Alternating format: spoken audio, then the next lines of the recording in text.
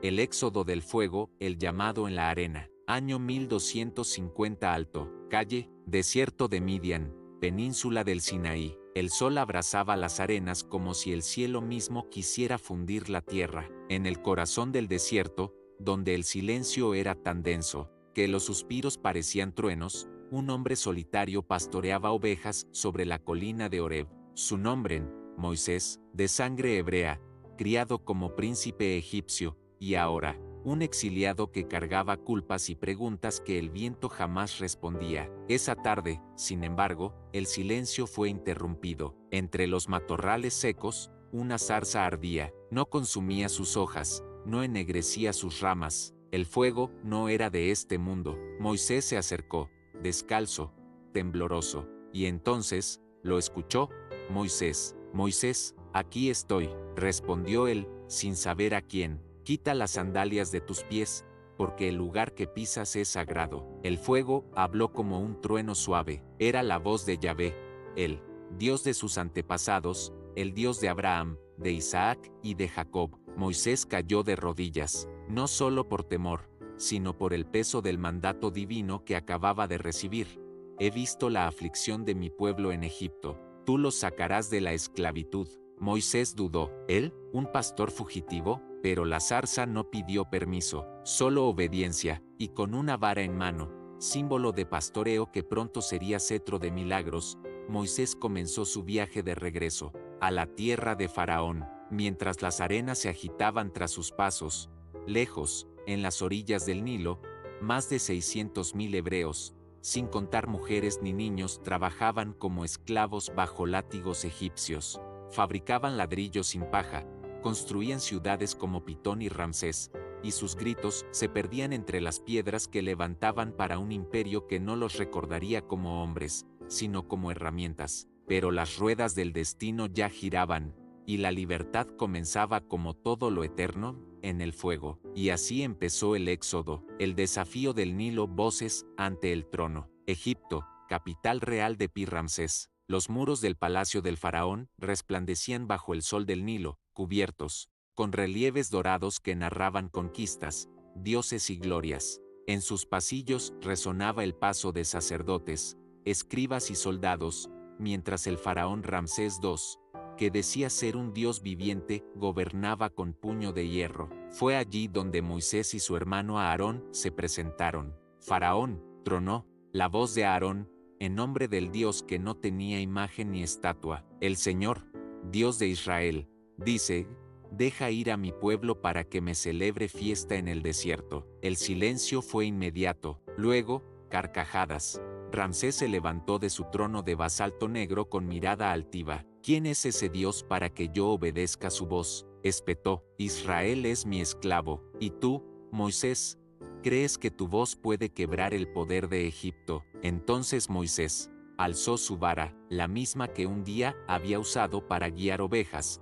Ahora tocó el suelo del palacio, y ante todos, se transformó en una serpiente viva y siseante. Los magos del faraón imitaron el prodigio con sus artes, pero la serpiente de Moisés devoró a las otras. El faraón endureció su corazón. Comenzaron entonces las plagas. Uno a uno, los dioses de Egipto fueron humillados. Primero, el agua del Nilo se tornó sangre, el río que daba vida, ahora olía a muerte. Luego vinieron las ranas, las moscas, el granizo, las langostas, la oscuridad total durante 3 días, y la muerte del ganado. Pero el faraón resistía. Durante 9 meses, Egipto fue golpeado. El pueblo comenzaba a murmurar.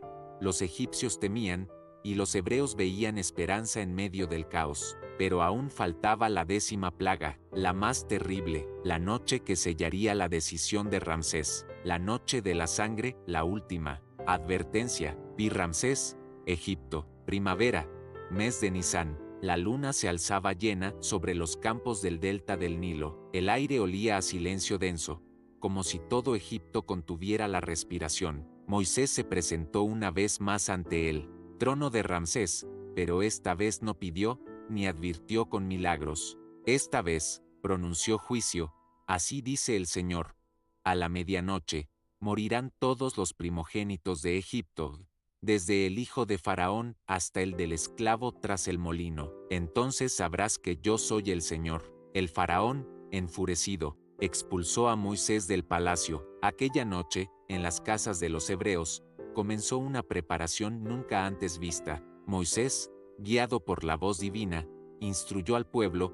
Cada familia debía sacrificar un cordero sin mancha, de 1 año. Su sangre debía ser untada sobre los postes de las puertas. Sería la señal del pacto, la marca que evitaría que la muerte entrara en sus hogares. Así nació la primera Pascua, una comida apurada, con panes sin levadura, hierbas amargas y túnicas ceñidas. Comerían de pie, con bastón en mano, como si ya marcharan hacia la libertad.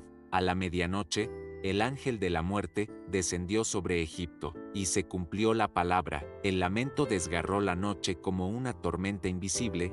Desde los palacios hasta las chozas, todo primogénito egipcio murió, incluido el heredero del propio Ramsés. En la madrugada, el faraón llamó a Moisés, su voz rota por el dolor.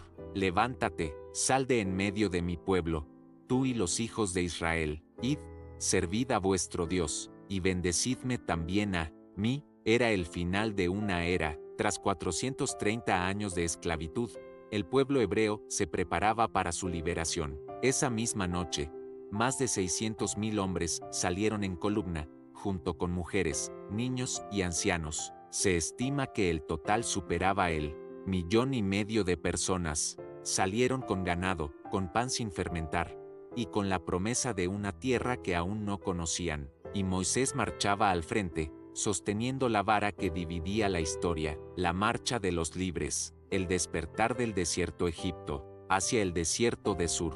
Año 1250 alto, calle, cuando el primer rayo de sol tocó las arenas del este, Egipto despertó a un vacío que nunca antes había sentido. Los hebreos se habían ido, las ciudades de los esclavos estaban en silencio, los hornos apagados, las piedras sin mover, las sogas colgaban sueltas. El pueblo hebreo marchaba como un río humano que atravesaba el desierto con esperanza y temor. Casi 2 millones de almas, guiadas por Moisés, Aarón y los ancianos, avanzaban por caminos secretos, evitando las rutas de guerra. Yahvé los guiaba. De día, una columna de nube les daba sombra y dirección. De noche, una columna de fuego iluminaba el campamento y alejaba a las bestias. Aquello no era simplemente una caravana, era el nacimiento de una nación en marcha. Avanzaron durante 3 días, sin descanso, cargando en sus espaldas lo que podían, con niños dormidos en los brazos y ancianos apoyados en bastones. Entre sus filas se escuchaban cantos, oraciones y preguntas sin respuesta, pero en Egipto, el duelo dio paso al enojo. Ramsés, roto por el dolor y humillado ante sus propios dioses, endureció una vez más su corazón.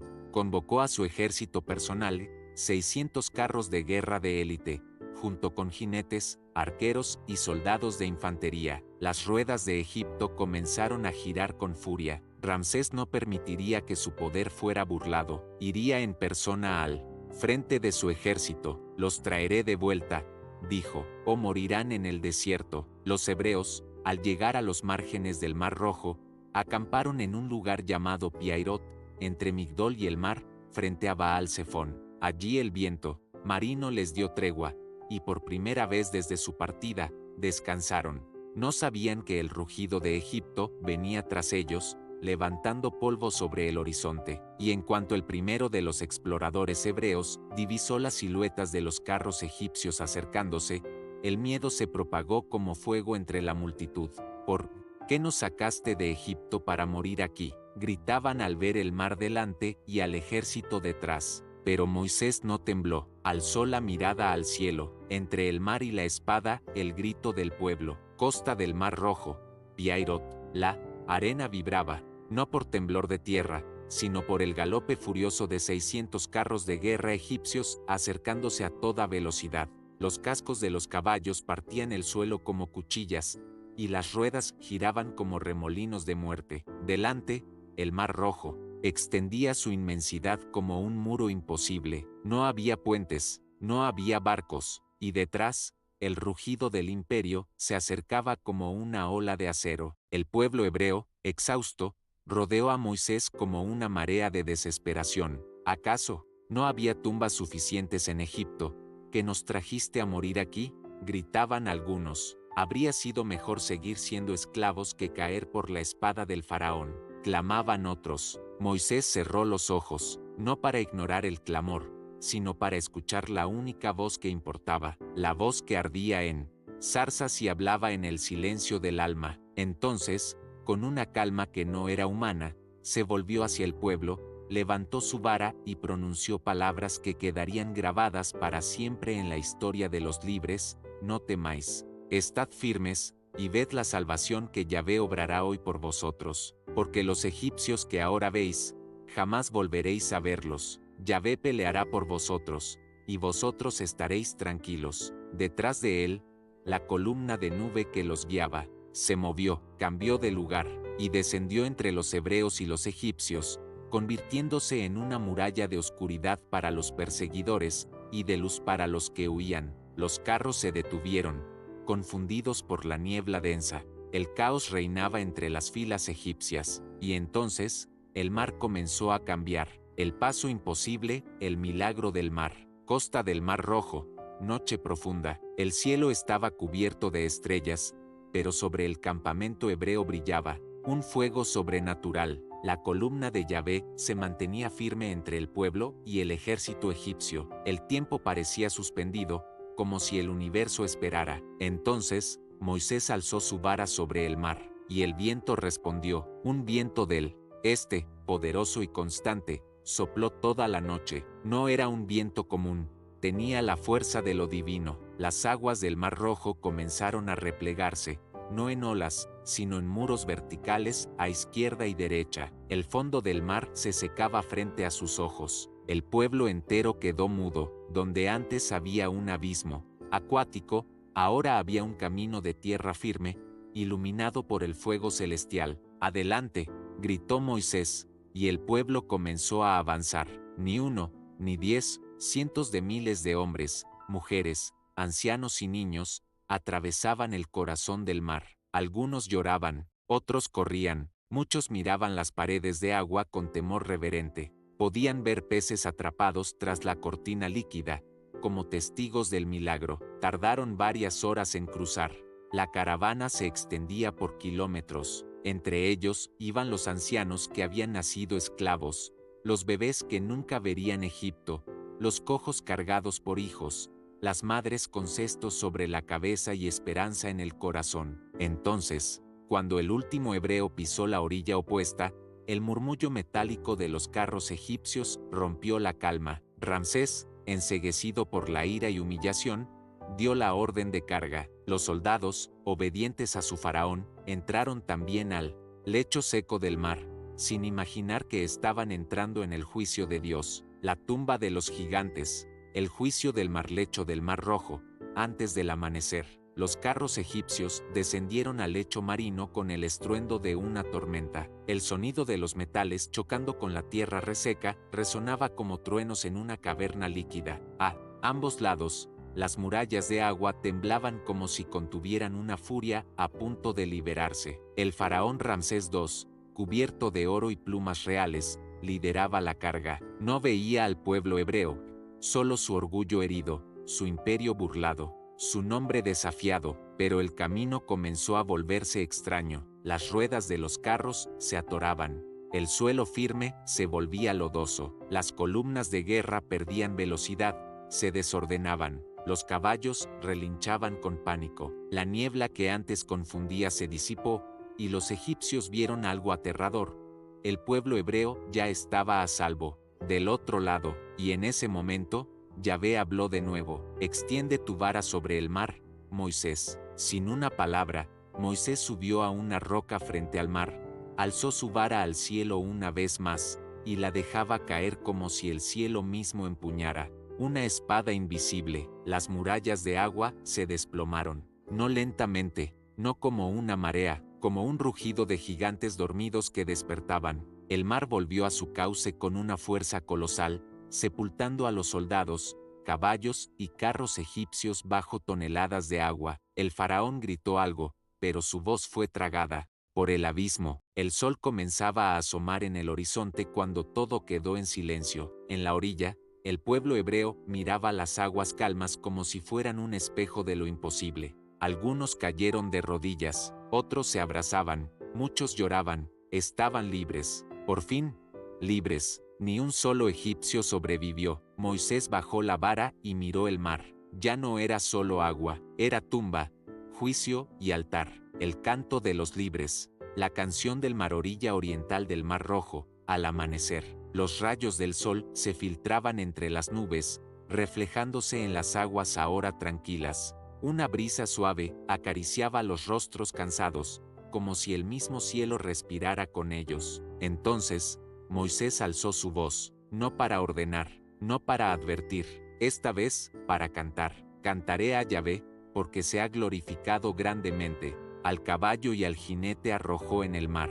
El pueblo respondió como una sola garganta. Los ecos del primer himno de libertad retumbaron en el desierto. Era un canto de victoria, de asombro, de memoria viva. Las mujeres danzaban con panderos. Al frente de ellas iba Miriam, hermana de Moisés, profetisa y matriarca de la resistencia. Con los ojos brillantes, proclamaba: «Cantad al Señor, que ha vencido con poder y majestad». Aquel cántico, conocido siglos después como el Cántico de Moisés, marcaría el inicio de una nueva identidad. Ya no eran esclavos, eran el pueblo del pacto, el pueblo de la libertad, el pueblo del mar. Pero la celebración fue breve. Con los egipcios derrotados, ahora se abría una nueva amenaza: el desierto, inmenso, inhóspito, implacable, sin agua, sin pan, sin mapas, solo arena, roca y sol. Aquel mismo día, comenzaron su marcha hacia el desierto de Sur, una región áspera y desolada. Caminaron durante 3 días sin encontrar agua. Las provisiones se agotaban, y el júbilo se tornaba en queja. Finalmente llegaron a un lugar llamado Mará, donde hallaron agua, pero era amarga, imbebible. El pueblo murmuraba de nuevo, como en Egipto. Pero Moisés oró, y Yahvé respondió. Dios le mostró un pedazo de madera especial. Moisés lo arrojó al agua, y las aguas se endulzaron. El pueblo bebió, se refrescó, y aprendió otra lección. La libertad no era fácil, ni inmediata, pero no estaban solos. Pan del cielo, la escuela del desierto de Sin, entre Elim y Sinaí. Un mes después del cruce del mar, el sol del desierto era despiadado, las sombras eran escasas, el viento caliente, y las noches heladas. El pueblo marchaba en columnas, sus sandalias gastadas, sus ánimos cada vez más tensos. Ya llevaban un mes desde que salieron de Egipto. Comenzaron a murmurar otra vez. ¿Para esto nos sacó Moisés? ¿Para morir de hambre aquí? Al menos, en Egipto teníamos ollas de carne y pan a voluntad. La libertad era difícil de digerir. El desierto no perdonaba, y la nostalgia del cautiverio, aunque absurda, comenzaba a tentarlos. Moisés, presionado por el clamor, oró. Aarón se adelantó al campamento para anunciar lo imposible. Esta tarde, Yahvé les dará carne, y mañana al amanecer, pan, no porque ustedes lo merezcan, sino porque Él es fiel. Y así fue. Esa misma tarde, una bandada inmensa de codornices descendió sobre el campamento. Las aves volaban bajo, como entregándose. El pueblo las atrapó fácilmente, comieron hasta saciarse, y al amanecer siguiente, al mirar el suelo, vieron algo nunca antes visto. Una escarcha fina y blanca cubría la arena. Cuando se evaporó el rocío, quedó una sustancia como semillas pequeñas, redondas y dulces. Maná, lo llamaron. En hebreo, ¿qué es esto? Nadie lo sabía, pero era alimento. Moisés explicó: es el pan que Yahvé les da del cielo. Recojan solo lo que necesitan para el día, no más, no guarden para mañana, confíen. Algunos desobedecieron, guardaron por temor, y al día siguiente, el maná se pudrió, criaba gusanos, pero cada sexta noche, milagrosamente, se mantenía fresco para el día siguiente, el día de reposo. Dios no solo los alimentaba, los enseñaba a confiar, les daba disciplina, leyes naturales y espirituales. Poco a poco, una nación esclava comenzaba a aprender qué significaba ser pueblo libre. Aquel pan del cielo lo sustentaría durante 40 años, hasta el día que entraran en la tierra prometida, y mientras caminaban hacia el monte más sagrado, se preparaba el momento más trascendental desde el cruce del mar, el encuentro entre un pueblo y su Dios, la montaña y la voz. El pacto del Sinaí mes del tercer éxodo, Monte Sinaí, península del Sinaí, 1250 alto, calle. Después de semanas de travesía, el pueblo hebreo acampó al pie de una montaña imponente, el monte Sinaí. Su cima parecía tocar el cielo, en sus laderas, la roca era negra, como si alguna vez hubiera ardido por dentro. El aire estaba quieto, expectante. Moisés ascendió solo por primera vez. Allí, en la cima, Yahvé le habló con voz de trueno. Diles: si escuchan mi voz y obedecen mi pacto, serán para mí un pueblo especial entre todas las naciones, un reino de sacerdotes, una nación santa. Moisés descendió con ese mensaje. El pueblo, conmovido, respondió unánimemente: todo lo que el Señor ha dicho, lo haremos. Entonces, comenzó la preparación. Durante 3 días, los hebreos se purificaron, lavaron sus ropas, ayunaron, se abstuvieron de relaciones íntimas, no se acercaban al monte, porque quien lo tocara moriría. No era miedo, era reverencia. El tercer día llegó con un amanecer como ninguno. Truenos rugieron desde la cima del Sinaí, relámpagos cruzaban el cielo sin nubes, una densa nube negra cubrió la cumbre, y una trompeta sobrenatural sonó, fuerte, creciente, hasta estremecer la tierra. Todo el monte humeaba, como si ardiera desde adentro, porque Yahvé había descendido en fuego. El pueblo temblaba. Incluso Moisés, acostumbrado a la voz divina, confesó: estoy temblando de miedo. Entonces, la voz habló, no un eco, no una impresión, una voz real, que toda la nación escuchó desde el cielo, y con esa voz, Dios entregó directamente los 10 mandamientos, no como sugerencias, sino como la base de una nueva civilización. Yo soy Yahvé tu Dios, que te sacó de Egipto. No tendrás dioses ajenos delante de mí, no tomarás mi nombre en vano. Honra a tu padre y a tu madre. No matarás, no robarás. Cada palabra grababa fuego en los corazones. El pueblo no podía resistir más. Moisés, habla tú con él, que no nos hable más Dios directamente, o moriremos. Dios aceptó, y llamó a Moisés a subir solo a la montaña, para entregarle no solo la ley hablada, sino las tablas de piedra, escritas con el dedo mismo de Dios. Moisés desapareció entre la nube ardiente, y estuvo allí 40 días y 40 noches, sin comer ni beber, rodeado de gloria, aprendiendo no solo leyes, sino los principios eternos de justicia, santidad y misericordia. Mientras tanto, en el valle, la sombra del ídolo, el becerro de oro campamento, al pie del monte Sinaí, después de 40 días. El silencio en el valle era denso y pesado. Los hombres, mujeres y niños esperaban. Pasaban los días, y pasaban las noches. La ansiedad crecía como una sombra. Moisés no regresaba. El pueblo comenzó a murmurar. Algunos comenzaron a desconfiar. Otros perdieron la fe. ¿Acaso Moisés nos ha abandonado? ¿Dónde está nuestro líder? ¿Y si no vuelve? ¿Y si Yahvé nos ha olvidado? Entre ellos, un hombre llamado Aarón, hermano de Moisés y segundo al mando, fue presionado por la multitud.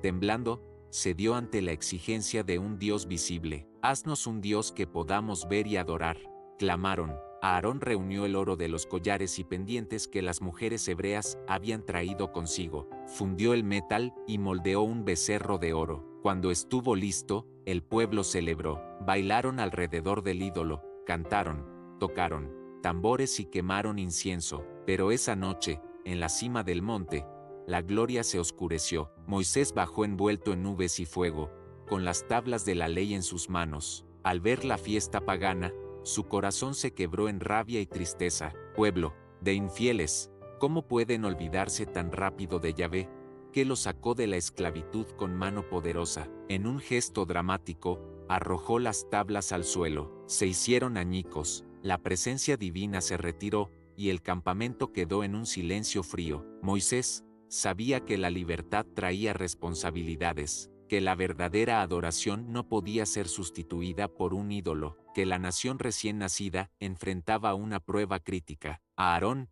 lleno de culpa, suplicó perdón, pero el pueblo debía cambiar. Tendrán que aprender a vivir según la ley, y solo así serán verdaderamente libres. Segundas tablas, segunda oportunidad, la renovación del pacto, Monte Sinaí, segunda ascensión de Moisés, con el corazón dolido pero la fe intacta, Moisés volvió a subir la montaña, esta vez no solo como líder, sino como mediador entre un pueblo falible y un Dios justo. Durante otros 40 días y 40 noches, Moisés permaneció en la cumbre, enfrentando la soledad, el fuego y la presencia divina. Oraba por perdón para su pueblo, rogaba por una nueva oportunidad, y Yahvé escuchó. Al final de ese tiempo, entregó a Moisés un segundo juego de tablas, idénticas a las primeras, grabadas por el mismo dedo divino. Escribe las palabras del pacto, y enséñalas al pueblo, que sepan que la misericordia no ha sido negada,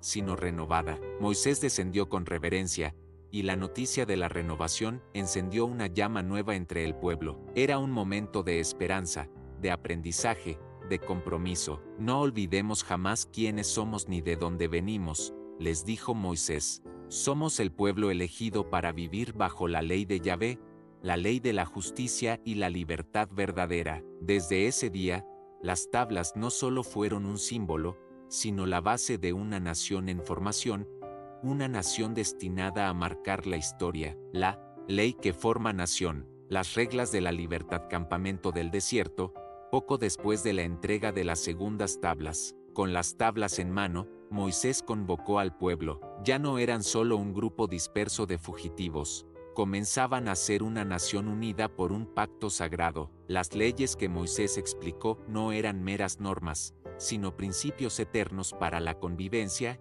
No matarás, honra a tus padres, no robarás ni mentirás, celebrarás el día de reposo, para descansar y reconectar con Yahvé. Además, se organizaron en tribus, cada una con su propio líder, para mantener el orden en el vasto campamento que contaba con alrededor de 600.000 hombres en edad de guerra, sin contar mujeres, niños y ancianos, sumando cerca de 2 millones de personas. Para resolver disputas, Moisés instituyó un sistema de jueces y ancianos que ayudaban a aplicar las leyes con justicia. El pueblo empezó a entender que la verdadera libertad no era hacer lo que quisieran, sino vivir en armonía y responsabilidad bajo una guía divina. Cada ley estaba diseñada para proteger la dignidad humana y fortalecer la comunidad, en contraste con la opresión de Egipto, donde la esclavitud y la injusticia habían reinado. Así, bajo el sol ardiente del Sinaí, la nación hebrea empezó a caminar no solo hacia la tierra prometida, sino hacia un destino que cambiaría la historia de la humanidad. El tabernáculo, morada divina, el santuario en el desierto, campamento en el desierto de Sinaí.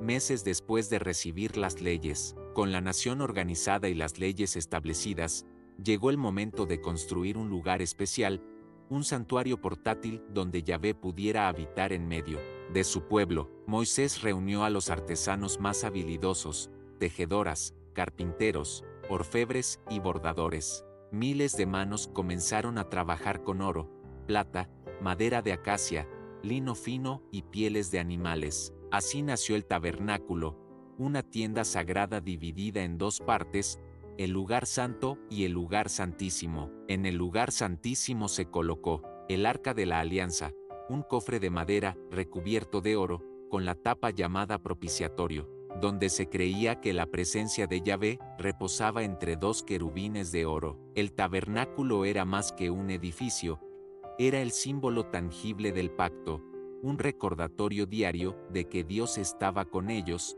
guiándolos y protegiéndolos. Cada día, los sacerdotes, descendientes de Aarón, realizaban sacrificios y rituales para mantener la comunión entre el pueblo y Yahvé. La construcción llevó aproximadamente un año, con un campamento convertido en una ciudad sagrada. El campamento, ahora era un lugar de fe, orden y esperanza. La libertad no era solo caminar, sino también vivir bajo la presencia divina constante. El pueblo miraba el tabernáculo con respeto y gratitud, porque sabían que, aunque vagaban por un desierto inhóspito, Dios estaba en medio de ellos. La luz en la oscuridad, la columna de nube y fuego, Campamento del desierto, entre Elim y el monte Hor, año 1250 alto, calle, la vida en el desierto era dura, llena de incertidumbre, pero en medio de la vastedad arenosa, el pueblo hebreo tenía una señal visible de la presencia y guía de Yahvé,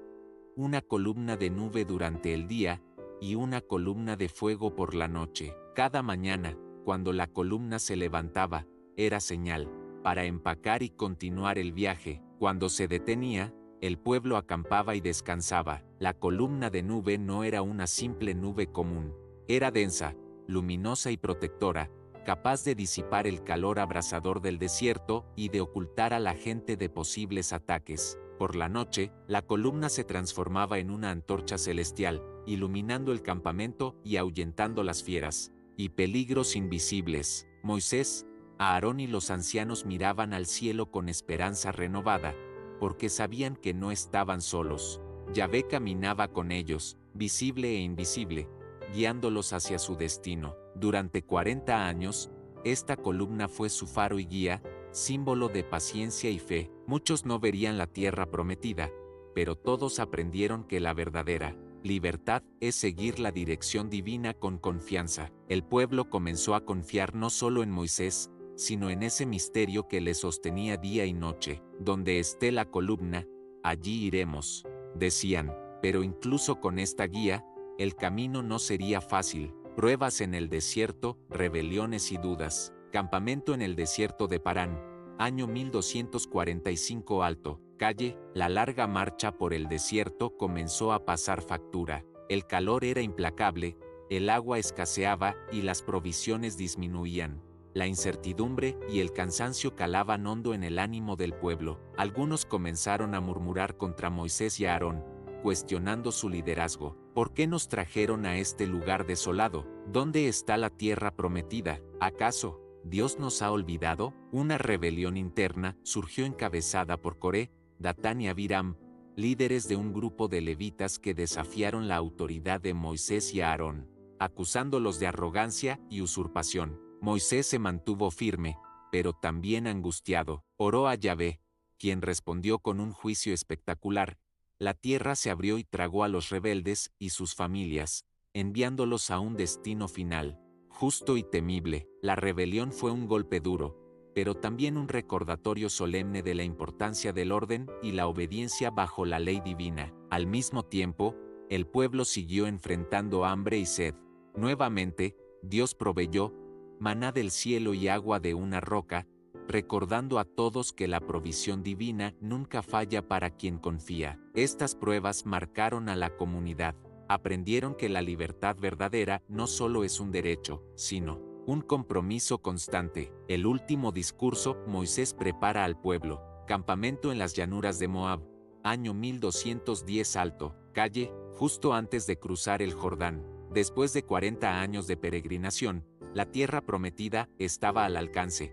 Solo al otro lado del río Jordán, el pueblo hebreo acampó, en las llanuras de Moab, mirando hacia la tierra que Dios les había prometido a sus antepasados. Moisés, ya anciano, sabía que no cruzaría el Jordán con ellos. Con voz firme y emocionada, reunió a toda la nación. Escuchen, Israel, este es el momento de renovar el pacto. Deben obedecer las leyes que Yahvé les dio para prosperar en la tierra que van a habitar. Recordó la historia, la esclavitud en Egipto, la liberación milagrosa, el cruce del Mar Rojo, las pruebas del desierto, y la entrega de la ley en el Sinaí. No olviden a Yahvé ni sus mandamientos. No caigan en la idolatría ni en la injusticia. Solo así serán verdaderamente libres y bendecidos. El pueblo escuchaba en silencio, con lágrimas y esperanza. Moisés también nombró a Josué, su sucesor, quien guiaría al pueblo a través del Jordán. Sé fuerte y valiente, porque tú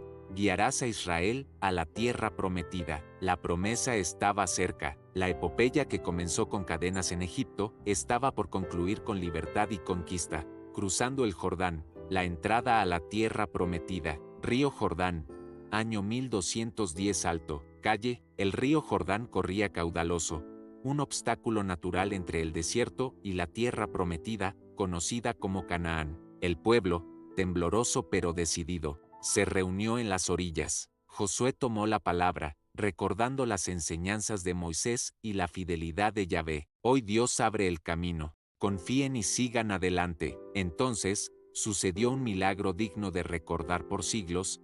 Las aguas del Jordán se detuvieron y se amontonaron, dejando el lecho seco para que el pueblo cruzara en seco. El pueblo atravesó en orden, con la presencia del arca de la alianza a la cabeza, custodiada por los sacerdotes. Más de 2 millones de personas cruzaron el río en procesión, llenos de júbilo y emoción. Al pisar la tierra prometida, alzaron cantos de agradecimiento y proclamaron que Yahvé era su Dios y ellos, su pueblo. La epopeya estaba lejos de terminar, pero la libertad, la tierra y la identidad como nación eran ahora una realidad tangible. Conquista y desafíos, el comienzo de una nueva era. Tierra de Canaán, año 1210 Alto. Calle, la llegada a Canaán no fue solo una fiesta, fue el inicio de una batalla por la supervivencia y la identidad. El pueblo enfrentó ciudades fortificadas, pueblos guerreros y cultos paganos profundamente arraigados. Josué, como nuevo líder, organizó campañas militares que se volvieron legendarias, como la caída de Jericó, donde las murallas cedieron tras el sonido de las trompetas y el grito del pueblo. Pero no todo fue victoria fácil. El pueblo tuvo que aprender a convivir, a integrar otras culturas, y a mantener la fe frente a las tentaciones del mundo pagano. Los desafíos internos y externos pusieron a prueba la fidelidad al pacto, pero también forjaron una nación fuerte y unida. Esta etapa fue crucial para cimentar la identidad que duraría milenios, reflejada en la obediencia a las leyes y la memoria de la liberación. El legado eterno, la promesa que trasciende en la cima de una colina, bajo el sol dorado, de Canaán. El pueblo israelita levantó una gran piedra como testimonio de su alianza con Yahvé. Moisés ya no estaba, pero su espíritu y su misión seguían vivos en cada corazón. La epopeya que comenzó con esclavitud, persecución y desesperanza había culminado en libertad, tierra y nación. Pero el verdadero legado no era la tierra ni la conquista, sino la ley, la justicia y la fe que moldearon a un pueblo destinado a cambiar la historia del mundo. La historia de Moisés y su pueblo no es solo un relato antiguo, sino un faro de esperanza para todas las generaciones, que la libertad se conquista con fe, obediencia y coraje, que la verdadera grandeza nace de vivir según principios eternos, que Dios camina con quienes buscan justicia y verdad, y así, el eco de la columna de nube y fuego sigue iluminando a quienes siguen el camino de la libertad verdadera. Fin. Suscríbete para recibir más historias de la Biblia en este canal.